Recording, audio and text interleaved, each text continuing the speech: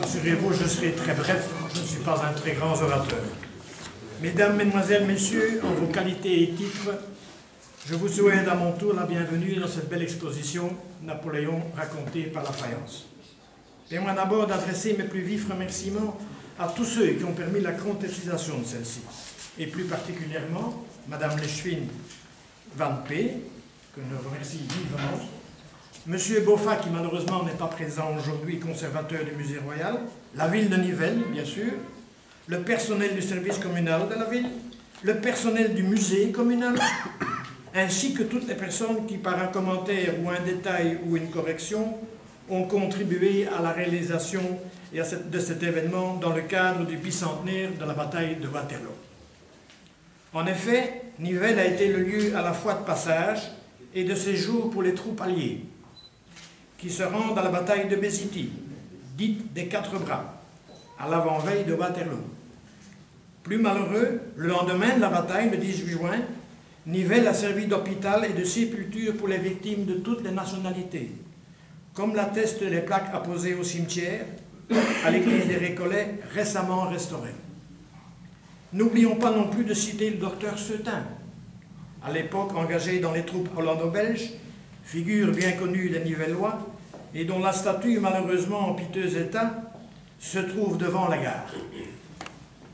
L'hôtel de maître où nous nous trouvons, d'après la rumeur, serait le lieu où le duc de Wellington a séjourné le 20 juin, en chemin vers Paris à la poursuite des Français. Vous comprenez mieux pourquoi le choix de Nivelles et de cet endroit. L'exposition est organisée par le bataillon Napoléon, qui est une association de collectionneurs de tout objet en relation avec le Premier et le Second Empire, avec l'appui de la ville de Nivelles, bien entendu. Notre association fut fondée en 1985 par M. Charles-Henri Boulet. Nous fêtons cette année donc nos 30 ans. Le bataillon Napoléon a déjà présenté bon nombre d'expositions dans le cadre de ses activités.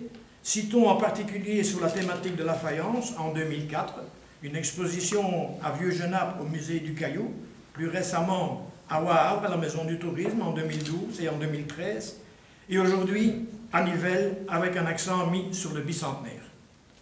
Nous organisons aussi chaque année 2 bourses napoléoniennes, ouvertes à tous, et dont la prochaine se déroulera comme d'habitude au Collège Carnéral-Mercier de Braine-l'Alleud, le dimanche 14 juin. J'insiste sur cette organisation unique en Belgique, à tout amateur, même débutant, pour acquérir un ouvrage, une gravure, un soldat de plomb, etc., etc. Mais revenons à l'exposition. Celle-ci est divisée en plusieurs vitrines. La première, dans la première salle, se veut plus didactique et vous explique la technique du décor imprimé, comment reconnaître une assiette, comment identifier la date et ainsi de suite. Dans la même salle, il y a 2 vitrines consacrées à la vie quotidienne du soldat sous l'Empire et une autre à quelques généraux. Les vitrines suivantes, dans la deuxième salle, donc celle où nous nous trouvons, se visitent comme si vous lisiez une bande dessinée. Cela commence ici en 1793 à Toulon. Pour la première fois, Bonaparte se distingue et devient général. Suivant la chronologie, vous arriverez à Waterloo le 18 juin 1815, fin de l'épopée. Une vitrine est consacrée aux 100 jours, qui est là-bas. Bicentenaire oblige. Et enfin, la dernière, le retour de la dépouille de l'empereur depuis Sainte-Hélène en 1840. À l'étage, vous découvrirez une table dressée avec le service complet dit des batailles, créé par Bock-la-Louvière en 1847.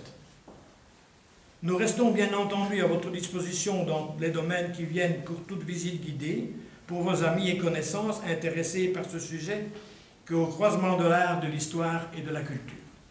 Je vous remercie pour votre attention et vous invite à visiter l'exposition et ensuite de prendre le verre de l'amitié offert par la ville de Nivelles et le bataillon Napoléon.